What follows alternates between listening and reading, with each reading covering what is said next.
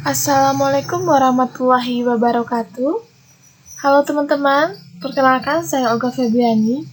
Saya mahasiswi dari Universitas Tanjung Pura, Fakultas Ekonomi dan Bisnis, Prodi Ekonomi Islam.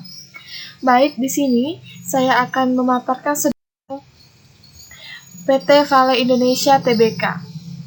Nah, PT Vale mempunyai sejarah yang membanggakan di Indonesia. Diawali dengan eksplorasi di wilayah Sulawesi bagian timur pada tahun 1920-an. Kegiatan eksplorasi, kajian, dan pengembangan tersebut terus dilanjutkan pada periode kemerdekaan dan selama masa kepemimpinan Presiden Soekarno. PT Vale, yang saat itu bernama PT International Nickel Indonesia, didirikan pada tanggal 25 Juli 1968. Kemudian di tahun tersebut, PT Vale dan pemerintah Indonesia menandatangani kontrak karya, atau biasa disebut dengan KK, yang merupakan lisensi dari pemerintah Indonesia untuk melakukan eksplorasi, penambangan, dan pengolahan biji nikel. Nah, selanjutnya, PT Vale Indonesia ini PT yang bergerak di bidang tambang dan pengolahan nikel terintegrasi yang beroperasi di Blok Sorowako, tepatnya di Kabupaten Luwu Timur, Provinsi Sulawesi Selatan. PT Vale ini, teman-teman, merupakan bagian dari Vale, perusahaan tambang asal Brasil yang beroperasi di 30 negara dan dengan total pekerja dan kontraktor di seluruh unit bisnisnya mencapai 110.000 orang.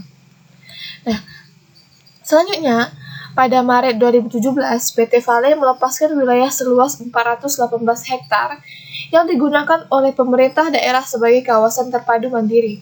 Dengan demikian, luas wilayah operasi perseroan saat ini adalah 118,017 hektar.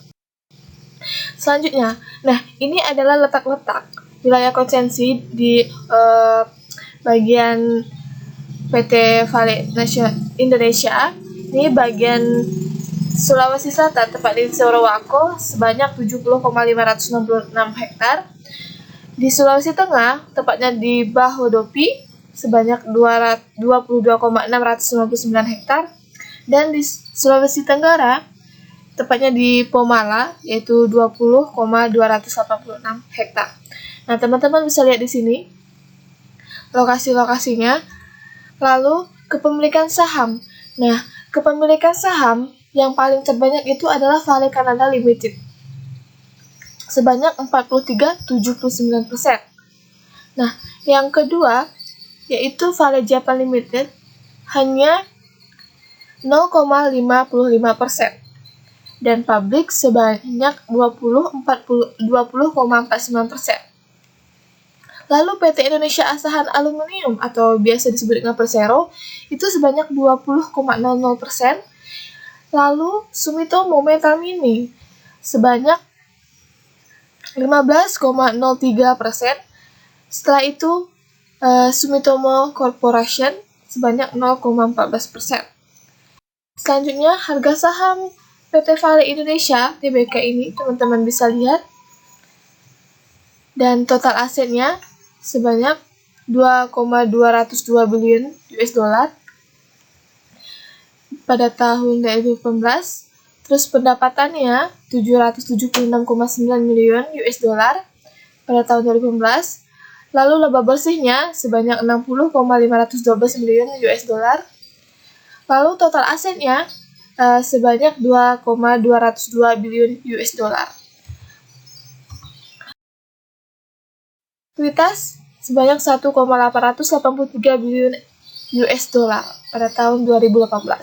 Nah, harga beli divestasi saham itu senilai 5,5 triliun rupiah di harga rupiah 2,8870 per saham. Nah, menurut tim riset CNBC, Indonesia tergolong masih murah jika mengacu pada rata harga saham perseroan dalam 30 hari terakhir di level rupiah. Di level rupiah hanya 2,911 per sahamnya. Nilai pembelian di harga rupiah 2,780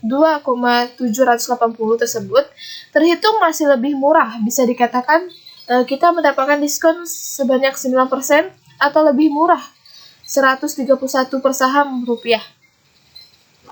Baik, PT Vale ini sangat mendukung Sustainable Development Goals atau biasa disingkat dengan SDGs melalui praktek tambang yang bertanggung jawab terhadap lingkungan hidup dan sosial.